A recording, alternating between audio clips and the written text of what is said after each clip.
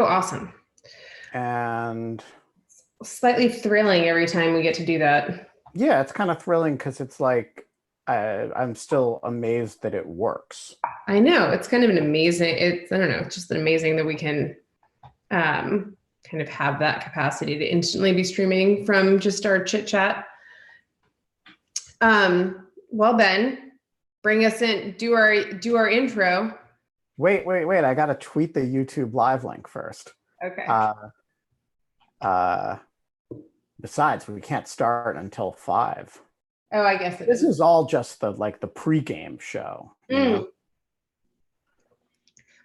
I've been wondering, I don't have ESPN or cable, and I've been wondering what the hell ESPN has been like, or like any of the sports channels have been doing for any of this. Yeah, it's true. Like, what is the sporting content of the coronavirus? Oh, Maggie Feldman is telling us that they're literally playing old games nonstop.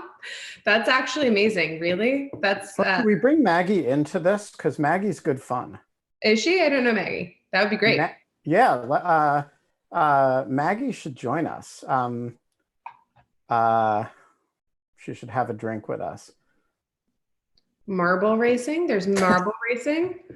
This is crazy. Hello, friends. We're going to do a switcheroo. Eric's Oh, you're in a car. Well, we were dropping off, some stuff for Quinta. Excellent.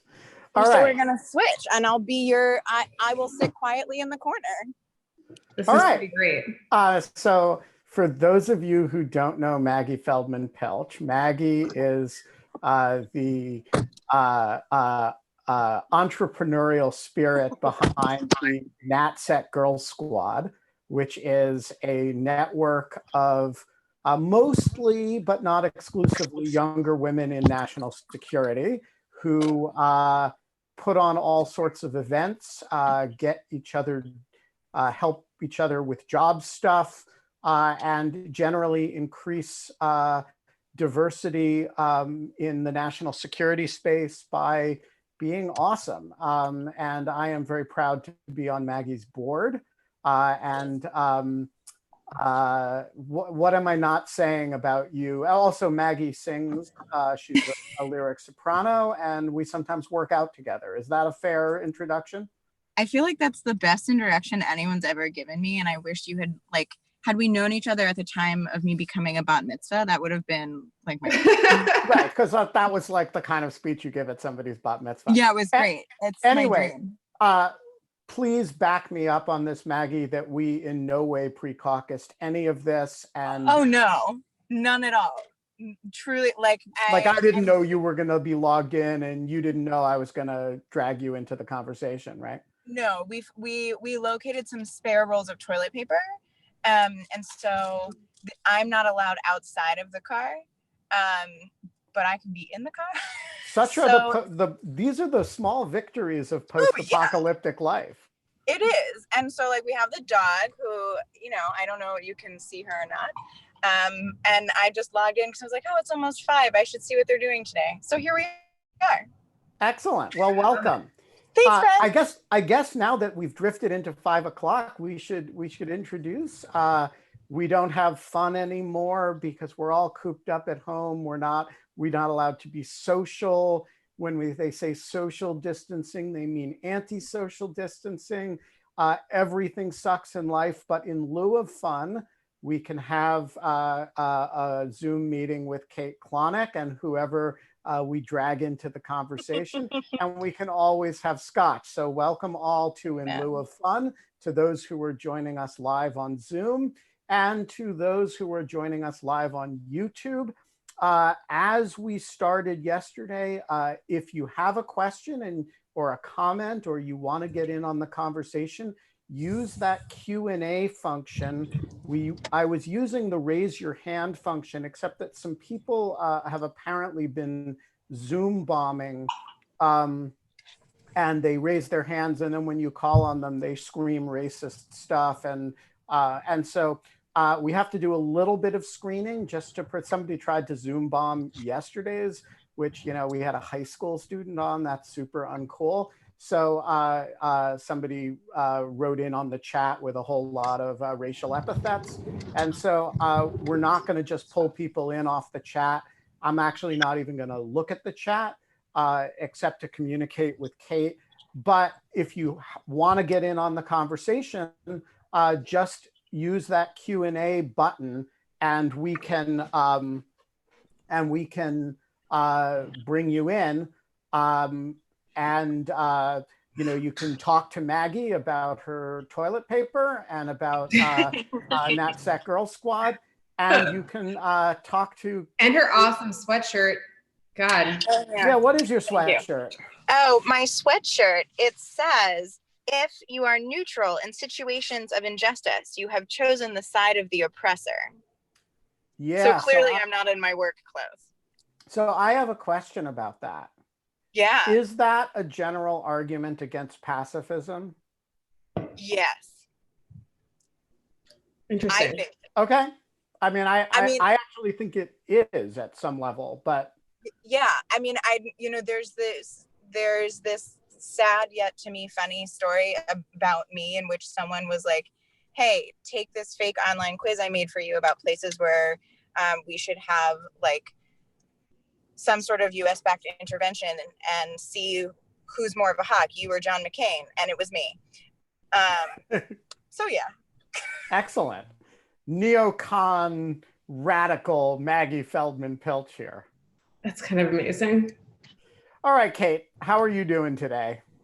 I'm good. I just I don't know. I spent the whole first part of the day sleeping and then not looking at my screen once I woke up, and gardening. 30 minutes, 45 minutes of chatting before this. So I want to raise with you the question that you and Maggie, jump in here. I want to raise the question that we were talking about with Danielle before our tech disaster the other day, which is, do we have to redefine like negativity about screen time now? If the only opportunities to socialize are to be on your computer, if the only opportunities to have an academic discussion about a paper that you're writing is a kind of virtual meeting, if all of these things that we used to do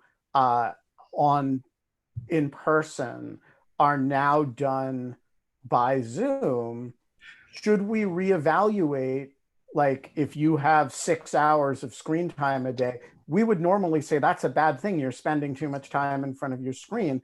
Do we have to change that number completely in light of, like, you and I would normally just get together and have a drink? Or I know, and this would count as like not my screen time, seeing you. Right. and so like, I just don't know how to count, like, what counts as wasting time now and what counts as being productive. Yeah. I don't know, Maggie, do you have feelings? So I'm thinking about that. We're having this conversation in the car because, you know, my partner in crime here may disagree with me. But so today is my little brother's 4th birthday. And I don't love the fact that he already knows how to use an iPad, right? Because he's 4, and I'm like, you spend too much time on a screen, and then he yells at me both in English and Spanish. I'm like, all right, cool. But today, because I couldn't be there to celebrate his 4th birthday with him, I was really glad that he knew how to use an iPad, right? So I don't know, like, I guess one of the things to me is like, it's not just the screen time. It's like, is it screen time, but you're sitting in front of your desk versus like, are you outside for a socially distanced walk, Zooming on your phone? Yeah. I mean, I think that what Danielle was saying, I think that you kind of got cut off of this part of the conversation, Ben, but what Danielle did say, and I completely agreed with, and I hope we can talk about it more with her on Monday, is like, what she did say was basically like, this is the end of internet exceptionalism. This is the end of the internet being a different space than real life. And this is the collapse of us all understanding that when we talk about speech online, we're just talking about speech, full stop. And I completely agree with that. Like, and I think that translates and makes sense of your question about screen time. Like, I think that that's like a meaningful distinction. If how you can socialize is through screens, then like, who cares? Does it matter that it's through screens? Like, you know, are you calculating things based on like how much time you spend on the audio phone? Like why, like what are all of these? I think that we calculate screen time as kind of like a precious understanding at the cusp of a new technology of like not knowing how it's going to impact us long term and trying to make sense of it and be cautious, which I think is smart. But I think that maybe this will be just the thing that like pushes us forward. I've always thought the concept of screen time was a little bit dumb because, you know, it's first of all, it's the importation of an idea that's for small children into adulthood. And so like we say, oh, this 3-year-old shouldn't get a lot of screen time. And the theory is that there's actually nothing that a 3-year-old can be doing with a screen that's as emotionally productive or socially productive as sort of being engaged with by people. But, you know, I'm like, when I read the New York Times, I'm doing it on a screen. And when I you know, I just downloaded today all the speeches of Attorney General Ed Levy back from the 1970s. And like, you can't see, but Maggie put herself on mute and I'm sitting here because you can't, because there's not side-by-side facial things, but like both Maggie and I winced at the same time. Well, you know, like I'm thinking about writing a book about Ed Levy. And so I figured I should read his speeches, but I didn't like— Another book written now? Oh God, okay. I mean, I gotta, you know, keep myself busy. I'm thinking about it. I haven't decided to do it, but I'm thinking about writing a book about Ed Levy. And so I downloaded all of his speeches. Now, if when I read them, it'll be on my iPad, that's screen time. But that's a stupid, like, that's like, what does it matter if I read them in a leather-bound book or read them on the iPad? It's a question like, or on a, you know, scroll with like written on parchment, right? It's the nature of the text is what's important, not the nature of the medium through which the text is conveyed. But I do think the percentage of our screen time that has gone from meaningless, you know, garbage activity to very substantive, really important, meaningful activity for us, from, you know, reading the speeches of Edward Levy, if they don't make you wince, to like conversations like this, that has changed. And I think it's changed like really suddenly. Yeah, I think that there's Andrew on the Q&A says Apple needs to shut down screen time reporting temporarily. I kind of like agree with that. Like I always thought it was right. I mean, I think that like what screen time reporting was a proxy for was like the time that was like filler time, of like filler time, wasting time on Twitter, and Twitter not being an essential news function or social function, and instead being like, you were supposed to be writing a paper or responding to emails meaningfully or teaching class. And like Twitter now is basically the equivalent of like walking down the hall to go get coffee and seeing your colleagues. And it's also the equivalent of like a meaningful coffee chat. And it's also the equivalent of picking up the New York Times and seeing what you want to read. I mean, I think it's all of those things. So Maggie, you are glitching out a little bit. I will be less glitchy very soon. Sorry. Okay, but I'm going to put you on mute so that you don't. So just like wave at me if you want to speak. Okay. All right. So we have a pretty cool question here from JD Quinichet, and I am going to promote JD Quinichet to panelists so that he, she, or it can ask the question of their choice. JD, can you turn on your camera so we can see and hear you? I have to remove the black tape. Hello. I don't know if you can hear me because I have Windows 10. We Can you hear me? you just fine. Yeah, you're coming through Wonderful. loud and clear. Hello. Hi, how are you? Good. I didn't expect to be here. Hey, Okay. welcome. Thank you. Thank you. So my question is this. I'm not a real, truly organized person. I'm a writer, for what that's worth. But the craziest thing for me has been not being able to plan. I can't plan a week ahead. I can't plan a month ahead.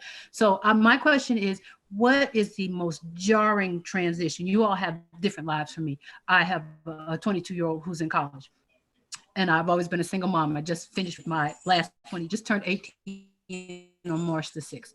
So my purview is a bit different from you all's, but what has been the most jarring thing, the biggest transition? What are you really weirded out by? It's a great question. Kate, do you have thoughts on that? Oh yeah. I mean, like, I think that the biggest thing is just that I think it's just the sheer amount of time that I'm spending online and in front of my screen. And I would think that it's also just the undercurrent of everything being stressful. Of all of the pandemic happening, and then like any type of normal stressful activity that happens in my life on top of that. So like, it has just been, for me, I have felt like, I think I've told you this privately, like for the past 14 days, it has just been a full on press of just answering things professionally, teaching, managing like my family and all of these other things. And now it's kind of just like finally starting to settle out. But I don't know, like, I think that I probably saw my partner and I probably saw the writing on the wall for this about a week sooner than most other people were taking it seriously. And we left New York we left really early. And I think that it's made it so that like the question of how much this is freaking me out is like a different question, because I feel like a little bit like we've entered a new normal already. What do you think, Ben? So let's Maggie, before I answer that question, because I'm actually still processing it a little bit. Yeah. What are your thoughts on it? What's been the most jarring change for you? So I think the most jarring change has been, in some ways my life has not changed that much, but because you kind of work at home anyway. Right. Like I have an office that I use kind of, right, but like and the medium in which I communicate with members and clients and stuff like that has changed, right? Because it's so much more online and it's a community of people that like don't internet well. But I would say that my voice lessons and all of those rehearsals are still continuing, but they're on Zoom. And it's really weird. And what music has been for me my whole life, right? Like this outlet that's totally different than the rest of my life, where I have a place to physically go, right? You go to the studio, you get on stage, whatever it is. It's now happening in my house, which is the same place that I live and work. And so it feels completely different. And in a way that I was not prepared for, if that makes sense. It's like a weird thing that's like such a luxury, and like not a regular everyday life, but it's a thing that's changed the most to me and is weirdest. I think that makes total sense. That makes total sense to me. Yeah. So to me, I think the most jarring thing is, so at one level, it's pretty easy to take Lawfare virtual, where we're all pretty mobile. The tech is entirely web-based anyway. There are some podcast recording issues that are a little tricky to do all remotely, but it's very doable. And there's very little that we need to do that we can't just spend money to get done. So at one level, it's really easy to take virtual. At another level, it's super hard to take virtual, because one thing Lawfare is, among other things, is a social circle. And, you know, it's a group of people that actually really cares about each other and spends a lot of time together. And one of the reasons that people get involved with Lawfare at this level is because they actually like the group of people and are you know, sort of part of this like little kind of professional community. And so it turns out that it's really hard to not see each other every day. You know, that there's just something about like not like the impromptu conversations that don't happen if you don't happen to be occupying the same physical space, that turns out to be a real adjustment. And it's not like you can't work around it. It's not like the work product suffers. But, you know, like I actually miss seeing like every day having this kind of daily interchange. And so we've tried to recreate it with kind of Zoom meetings every morning, but those tend to be a little bit more business focused, you know, taking care of what needs to happen rather than sort of like just kind of making fun of each other or playing with the Bob Mueller puppet or, and so there's like, this is like this kind of day-to-day interaction stuff that I didn't realize I valued. I mean, if you'd asked me, I'd say, yeah, it's one of the great pleasures of running Lawfare, but I didn't actually realize how much I depended on it until it wasn't a part of my day-to-day life anymore. So we have a surprise guest, which I was, I honestly didn't know. I never know who to expect to come on, but I certainly wasn't expecting Alex Stamos to join us. Alex, welcome to In Lieu of Fun. What are you doing these days in lieu of fun?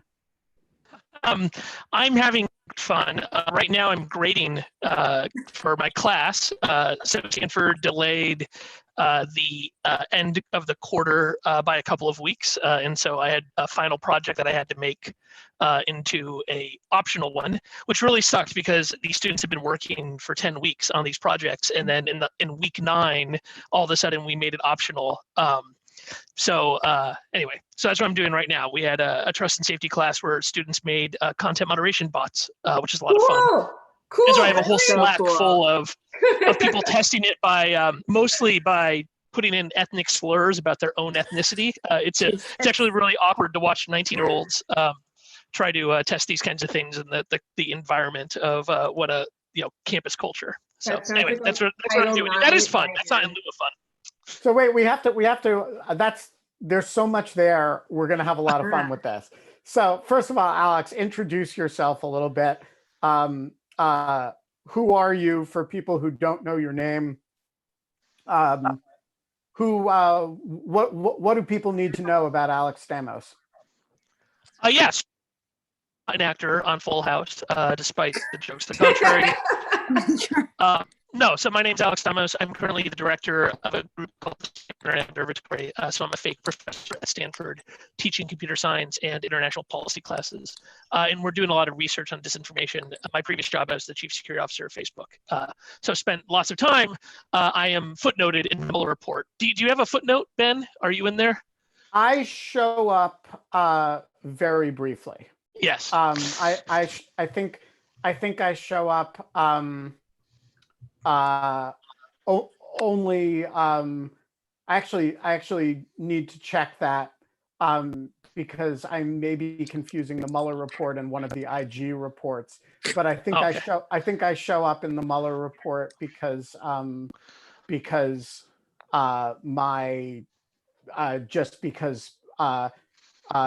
Jim Comey's testimony or interview was consistent with my description of our interactions.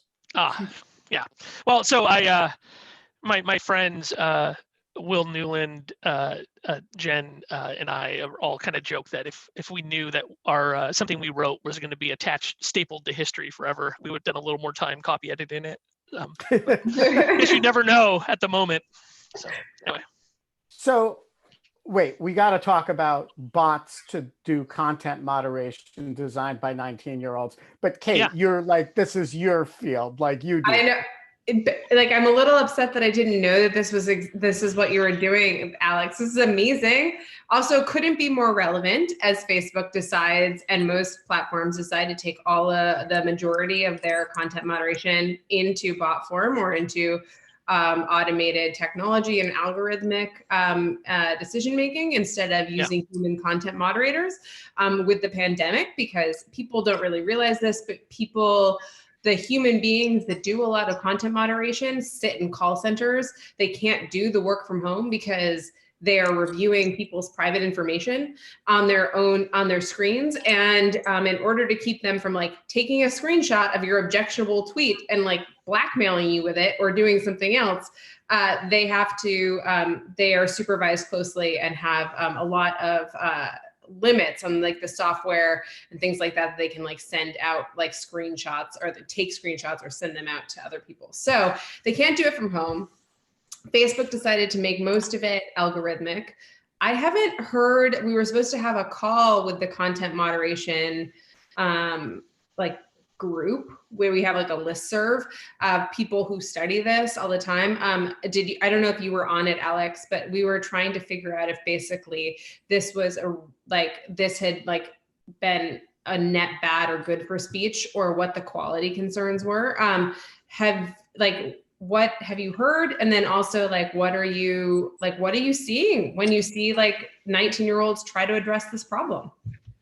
I mean, so there's no way it's a net good right now. I mean, sending the moderators home, right? But I mean, the machine learning is really actually pretty dumb. I think that's what I have to keep on telling people. In every situation, if I, testify in Congress or when I'm teaching a class, what machine learning does in content moderation, it's not really, you can't really say it's making decisions. What it's doing is it's taking human decisions and then it's applying those human decisions at scale and speed. Then with oversight, right? And the only way machine learning works in all these cases is if you train it up front with the human being providing their judgment, and then you have a constant quality assurance loop on the back end where the output of the machine is then double checked by humans. And if the algorithm's going nuts, then it gets killed and it all goes human. More likely, it just gets retrained one direction or the other. And so how that's going, it can't be good. I mean, a couple of days after they made the announcement, things blew up pretty hard, and a spam rule took out a huge amount of coronavirus content on Facebook, and they're denying it's related. Yeah, but that was separate, right? That was you didn't think so, because Guy Rosen put up this blog post that was pretty convincing to me that it was separate, and that the spam rule was not actually about the change. But do you think it was? Maybe do you think that there was some overreaching and they didn't dial it in correctly, and it kind of went off? I mean, so the thing that does that, it's a system called Sigma. It's not much of a secret, actually. If you search for Sigma Facebook spam, what you'll find is a paper, a computer science paper, and a talk given by the engineers who built it. It's actually a really interesting technical system. It's built in Haskell, real time. It's incredibly computationally efficient based on the volume of activity. In fact, it has to be stateful. So for the CS people, it's actually a fun paper to read. But those kinds of incidents are interesting because you could see a situation in which if you have fewer humans that you're going to have to write more rules. And so it's possible that rules, certainly whatever they did, it either was written specifically for coronavirus or it picked up on the fact that people are now spamming using coronavirus as a tool. It's hard to predict, but these things, the chicken situation here, because all spam and all content moderation is adversarial, right? Everything you do is based upon the current activity of people, especially kind of professional actors. All right, so Alex, your audio is a semi-disaster, I'm afraid. Oh no! I'm getting it. Are you? It's breaking up, but I understand what Alex is saying. So it's probably a piece. I was to be on, so I can move to like my embarrassingly large microphone if you prefer me I to love do that. that. Do it. Go do it. Okay, I'll do that while you guys chat. Okay. All right. So in the meantime, Jay Kelly has an awesome question, which or a set of questions. So Jay Kelly, could you start your video so we can see you?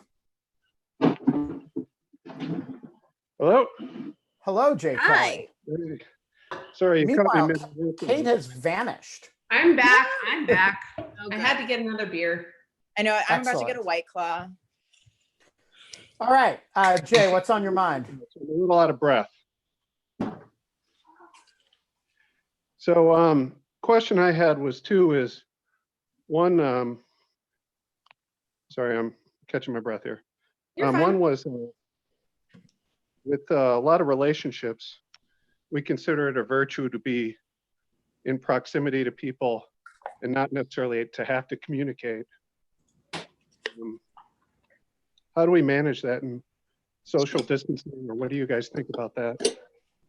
Additionally, as we adapt to these new working arrangements, do you think there'll be a pressure to remain in these sort of arrangements for efficiency in the future? All right, I'm gonna put you back on in the attendee file. Yeah, so for those who the audio on that was a little bit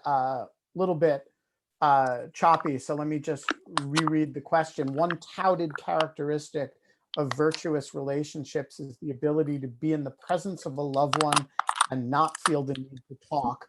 What do you think the parallel is in this virtual world? So, yeah, Kate, do you and your partner like feel pressure to like talk all the time because you're together now all the time? Like literally, this is like the worst our relationship is. We are in the same house and have like I mentioned before that we have like that I have like been under a huge number of deadlines and very stressed out for a while. But like I haven't talked to him until like today. We went out and like worked in the garden together. And even when we're working in the garden, we just like kind of were quiet. Like we share stuff the way we always shared it, which was like to send links to each other. We're talking at the end of the day. We like talk at various moments throughout the day for a couple of minutes. But I don't think that it's changed our physical relationship, but we're like together. So I don't know what the difference is if you have, you know, to Jay's question, which I think is like really thoughtful, is kind of this be in the presence of a loved one. I guess I'm like a virtuous relationship in this sense. Then I guess, according to Jay. But you sound anxious about it. Oh no, I actually just feel like I hadn't thought about it as virtuous. I was kind of like feeling like I haven't done anything to maintain my relationship. And like I've taken it for granted for 2 weeks. Like I've just been like, hey John, like we have to like save the dog from dying. I have to finish this paper. You have to feed me because I forget to eat when I'm working really, really hard on things. And so like, those are like kind of, I don't know. I'm kind of a jerk that way, but we've been together for almost, you know, I think that this year is 13 years. And so it's just kind of like, we just are on autopilot for like these, we're also, I will say anytime there's an emergency, the two of us, we don't communicate. We just know what's going to happen. Like I grab this and he grabs this and I grab that. And like, we just like, know, like there've been a few instances like that. Like we do some pretty deep winter camping. It's like kind of similar. Like we just are good at like emergency situations together. So yeah. What about you? Are you do you feel pressure to talk when you're holed up with somebody over long periods of time? I'm laughing because like, you know, you and I know each other very well. Like I'm always talking. You also know Eric pretty well. He's never talking, right? Like he's been in the room. Quiet guy. Right. Like, no, he can hear this whole thing. He's been here the whole time. He also brought me a snack, which was really nice. And so kind of like similar dynamic with Kate, right? Like I'm really bad about remembering to eat. So like, I think we're killing it. We're like, I think we also are emergency prepared type humans. You know, and earlier today dropped Quinta off a whole pre-organized bag for emergency preparedness. And she's like, why do you have this? I was like, I can't explain it to you. Like, it's like, your prepper gene. Right. It's like, there's bagged water in there if you need it. And she's like, underwear. I was like, I don't know, you just might. So like, but I think the second question, which I know we will get to, is super interesting to me and I have many thoughts on. But I'm curious how, like, my relationship with my dog is changing. That's for sure. We're going to get to that. Yeah. Alex, what do you think? Do I sound okay now? Oh my gosh, great. so much better. Okay. That's fancy. So we have 3 kids at home. We have an 8-year-old, 11-year-old, and an almost 13-year-old. So kid They're amazing kids. They are so great. they got to spend New Year's Eve with Kate eating ice cream in Brooklyn. It was a lot of fun. They are great kids. It is changing their relationships a lot to be going to school with one another. I mean, it's like some kind of old-timey, one-room schoolhouse now to have all these kids learning at the same time. And then my wife teaches at the same school. So during the day, she has to be responsive to her students. And so it's just kind of a complete chaos in our house continuously right now during the workday. But it's Not been, during the workday, it's overall fine. good. I mean, we're spending so much time together. Yeah. But when you're sitting in a room with all different members of your family, is there less pressure to talk than there would be, or more pressure to talk than there would be in a situation in which these were the 90 minutes that you spent together that day? If you're spending all day together, do you still feel like, hey, we're sitting here, we should be engaging with one another? Or is it totally okay for like 4 people to be sitting in the same room, each doing their own thing and basically not engaging the others? I think my wife and I feel some pressure to engage in the evening as adults and married people and not just co-parents, because all day is just co-parenting, right, with the kids. And so we do not have an interaction that is about being spouses at all until they're in bed until 9 p.m. And then we're exhausted. So you get like half an hour to actually kind of connect, and then you collapse and are reborn the next day. So I don't know. I don't know how scalable this is. With the other kids, I mean, with the kids, I don't know if any of you have an 8-year-old, but it's just like a continuous stream of words and questions that come out of her mouth. And you feel a continuous, I mean, you want to answer them because they're all, I mean, some of them are good questions. Not all of them are super relevant. I don't have an 8-year-old, but I remember being that 8-year-old. Like really distinctly, I remember being that 8-year-old and my mom just being like, go away. Right. But you really don't want to do that. And this is pretty special. I mean, we're not going to have this time again, right? Like we hope we're not going to have this time again. Let's just be very clear. We may have it in the fall. Right. Oh, and for the parents, are like, "Ooh, I'm excited to get through the school year, so it's summer." Jesus. That's right. That's how it's working out. Oh, yeah. Brutal. Ben, how are things at your house though? Especially the dogs. So like pretty fine. I mean, they're quiet. They're Tammy and I are both doing a lot of work. We're being as productive as we can be. And I do think there is a completely, I think the premise of the question, at least in my case, is right. There's a completely different set of rules regarding when we have to interact than there normally is. Because like normally we get up in the morning and we have this period of time where we can interact before we go off and do our thing for the day. And then we come back and then we get to interact again. And so there's this normal expectation that if we're in the same room, we're going to be interacting with one another, either in preparation for the day or just socially or detoxing from the day, but it's some kind of interaction with each other. Now we're in the same room all the time. It's a decision not to be in the same, very small collection of spaces. And so there isn't the same expectation that if we're sitting there, we need to be paying attention to one another. And there's even a kind of like interesting, and we've never like figured out what the rules of it are, but like there's some like Ben exists and then Ben exists, but he has a cocoon around him and he doesn't really exist. He's just there in his cocoon. It's like there's like some kind of fake barrier, and Tammy has the same thing. And I love the cocoon. I love it. Yeah. yeah, so like sometimes you have two people sitting there in their respective cocoons doing their thing inside the You're cocoon. being alone together. Yeah, exactly. Yes. And that's My favorite. like normally a thing that we don't do a whole lot of, but we're definitely sort of doing a lot more of it in this context. It's a sign of an adult relationship when you can be alone together and you don't have to fill Yeah. the gap, right?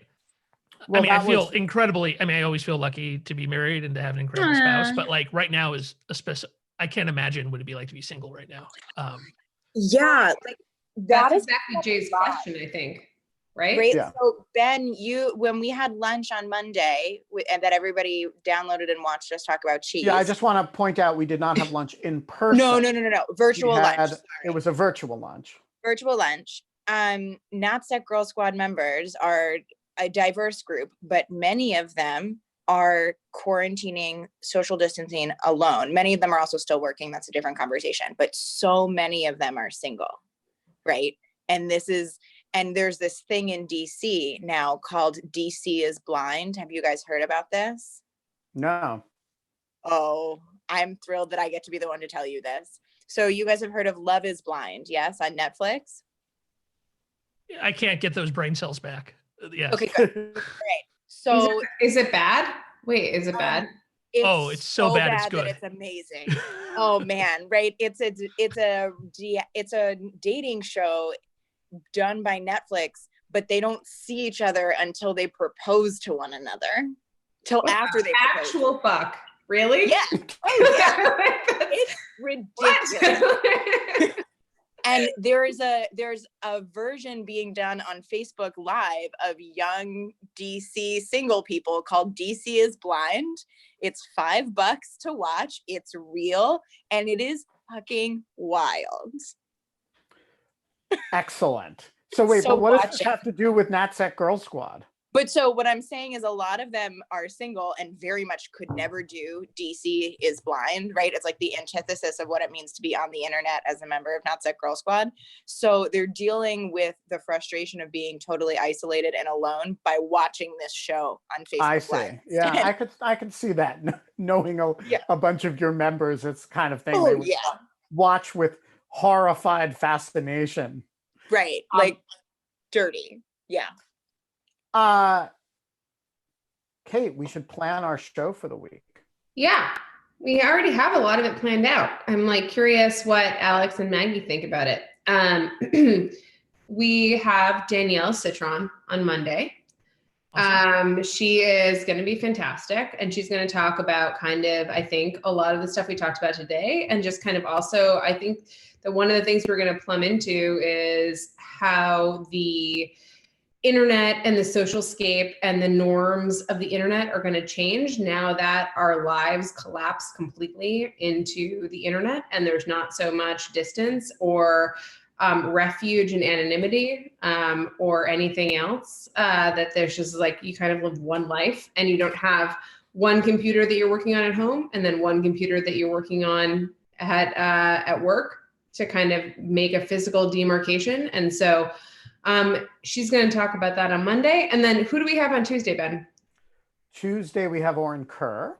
Oh yeah. And we have no idea what Oren Kerr is going to talk about, but he was our original idea for our first guest, but we did that without consulting his schedule and the arrogance of thinking you can just invite somebody on Twitter, which is more than we did for either of you. We just kind of dragged you out of the audience. Yeah, all of a sudden my Zoom just said your camera's turning on. Yeah. Am I wearing something? That's my FSB sign. I just turn on your right. Hello, my friend. It lets me invite you to a special webcast. Yes. Yes, and I do very good Russian accent. Yes. Also. So And then Wednesday, I think we're going to have my uncle on. Wait, which uncle? My uncle is the polar explorer uncle, John Turk, who lives out in the backwoods in Montana and does he's end of the bell curve for the end of the bell curve people for kind of extreme outdoorsmanship. And we're going to talk to him about the particular region of Montana that he lives in, that Kate does garlic farming in. And we're going to talk to him about sailing across the Pacific Ocean in a kayak, which there aren't that many people who are not Alouettes who have ever tried to do. So what should we do with Thursday and Friday, Kate? I don't know. I kind of like the idea, Alex, like, I would love it if, like, I was thinking already that we should talk about what this is all going to mean for higher education. Because I was talking to Jack Balkin today, as I told you, and Jack was talking about like what he was looking for, like what he has a bunch of predictions about this that he has been thinking about for some time. And now they're kind of playing out in real time. And I'm just also, I actually think that Stanford, because they're on the, what is it? It's called the quarter system, Alex. Yeah, it's starting next week. Full price. The entire quarter is going to be online only.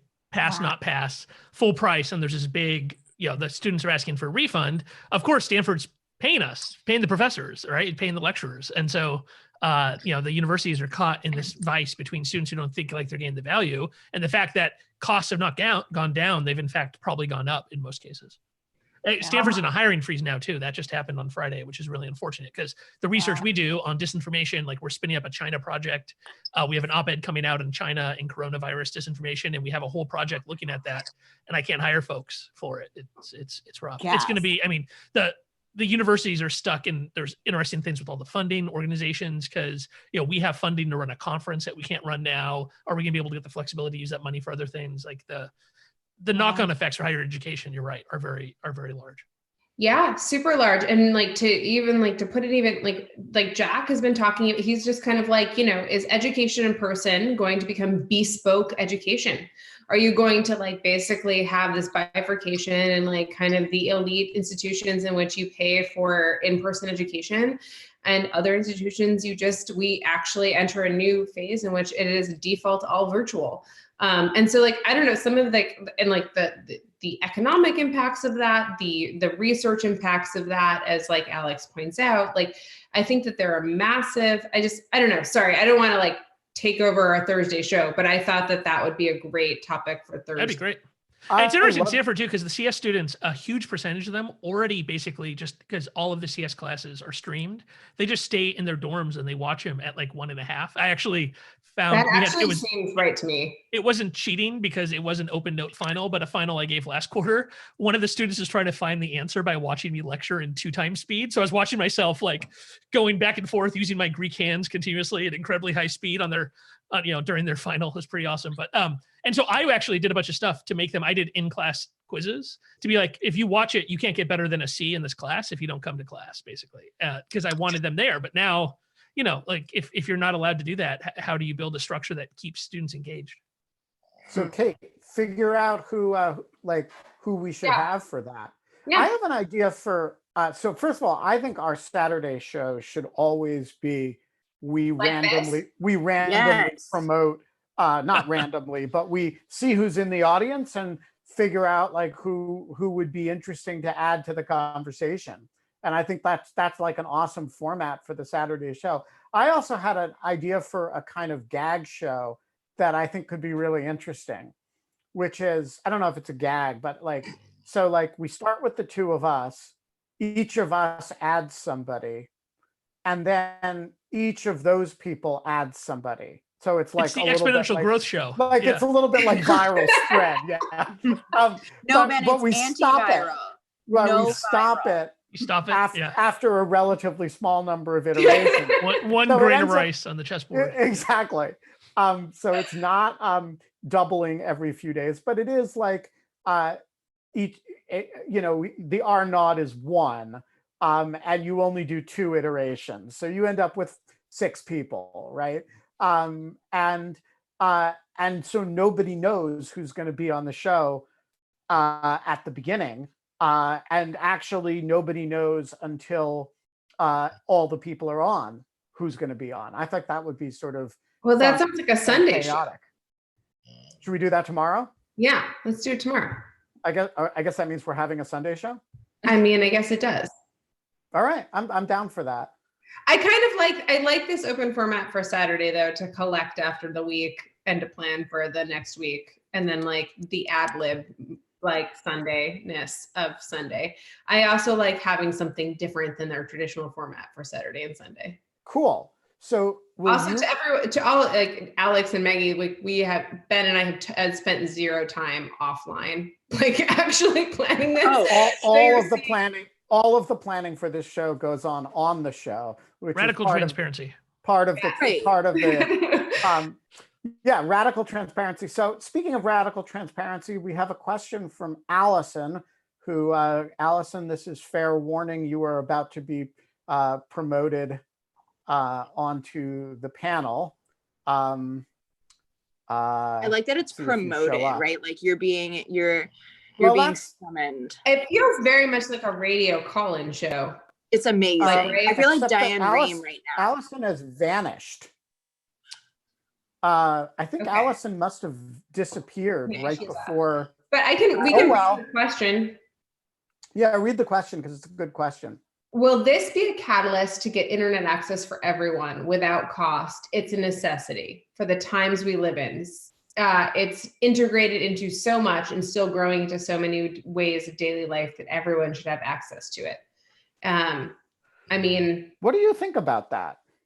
I think that this is again, I'm going to say that this is like the end of internet exceptionalism, and that people will finally understand that like having access to internet is the same type of right. What that means for regulation downstream is a totally different question. The fact that this might mean that this allows us to regulate Comcast and all of the other types of cable broadband providers, like Verizon and Fios and all of their stuff. I mean, there's a difference between saying that this is like a basic utility, like the telephone and electricity, and saying that like it should be regulated like the telephone or electricity, if that makes sense. I mean, it seems like, I'm sorry, go ahead, Ben. No, I was going to ask you, what do you think is the time for universal internet access here, not here yet, or long past? And if it's time, what should the mechanism of it be? I mean, to me, it seems like coronavirus is sweeping away kind of the bullshit in lots of things, right? Like we've made all these stupid deals for no good reason in society, and it turns out that they're not that important, right? So there's a bunch of stuff around. I think the FDA is going to get changed around, like making it incredibly difficult to innovate in medicine. I think we'll see interesting things around HIPAA and the like. We'll see, there's a much more reasonable discussion of privacy going on for the moment, of like online privacy. Traditionally you've had kind of these people who, talk about like online privacy rights without any discussion of what the actual trade-offs are. And now people have to look at a hard trade-off around contact tracing and the like. And for me, on the broadband side, like one of the least ethical and moral laws that have ever been passed at the state level around this has been banning municipal broadband, right? That you have the Comcast and the Verizon and the AT&Ts have gone out and their lobbyists have convinced states to prevent people from doing co-ops and citywide broadband. And it really does change your experience. So we're lucky enough, we have fiber to the premises here. It got put in last year. It took way too long, like heart of Silicon Valley, until 2019, we couldn't get fiber. Most people can't. And Comcast around here is destroyed right now. It is, the way that cable modems work, DOCSIS, is all about over provisioning, right? That you end up selling 10 to 20 times as much bandwidth as you can actually handle. And so they're getting destroyed during the day right now. And people are having real trouble utilizing it. And so in that kind of situation, when now people are asking like, wait, why can't we have fiber? And it's because of a bunch of monopolistic stuff around municipal broadband, around access to poles. So, there's a bunch of states where they make it very difficult for new ISPs to start up because you can't get on their poles. Comcast and AT&T and such will make it difficult. I think all that's going to get swept away. It's going to be really difficult for a incumbent telecom that has fallen down during this for their lobbyists to go argue to some city council that some startup fiber optic company or some nonprofit co-op shouldn't have access. And that I think that should be a federal. Honestly, there should be a federal override that municipal broadband and co-op and nonprofit broadband is something that cannot be outlawed at the state level as long as you're following the same kind of regulatory rules as the big incumbents. That's where I think it should start. Allison, when you posed that question, you had no idea what a incredibly sophisticated and deep answer you were going to get. I only wish you were still on the live stream to hear it. But here's hoping you catch the end. If we see you on tomorrow's show or Mondays, I will I'll mention it so that you go back and listen on YouTube. Yeah. Yeah, and so we're just going to wrap up for today. But Alex, that was amazing. I learned so much from you every time I talk to you. Maggie, I loved getting to meet you. I love your radical sweatshirt. Thank you. And I should say hi to Alex and thank him for being so very nice to me in Munich, Germany, and helping me with some Nazi Girl Squad internet trolls. So thanks, friend. It's funny to run into you on a Saturday on Zoom. Yeah, this is where we run into each other, on Zoom or in Munich. It's like the water cooler. There's much worse Hefeweizen in my house, unfortunately, than there was. All right, I'm going to send you guys back into the audience. Okay, Auf Wiedersehen. Bye, friend. Thanks, guys. And so we're going to wrap up today. And I'm just going to say thank you for joining us. Tomorrow, apparently, Ben and I are going to do a very ad hoc, kind of very experimental way of inviting guests. So we're going to give a test run on Sundays. If it doesn't work out, maybe we won't tape on Sundays. Who knows? We're figuring this all out as we go along. But basically, we're really glad that you joined us today. And this was a wonderful conversation.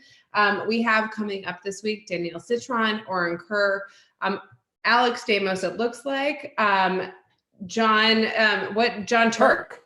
John Turk, Ben's uncle, who is an incredible explorer and on kind of explorer, the right word, Ben?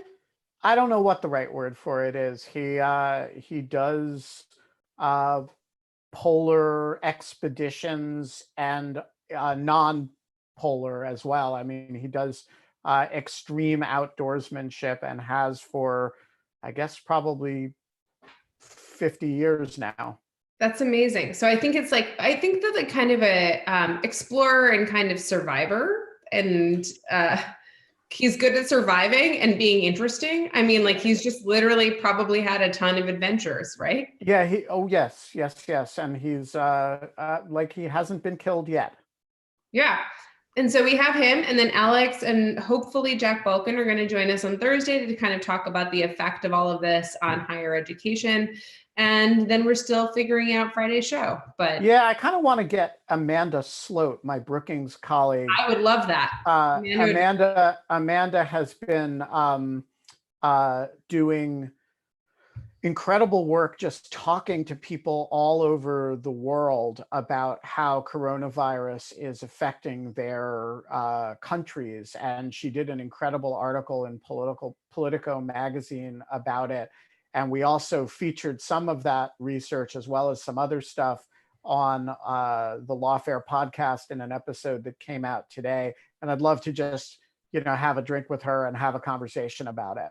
Yeah, maybe, that sounds maybe great. We can get her for Friday. That sounds amazing.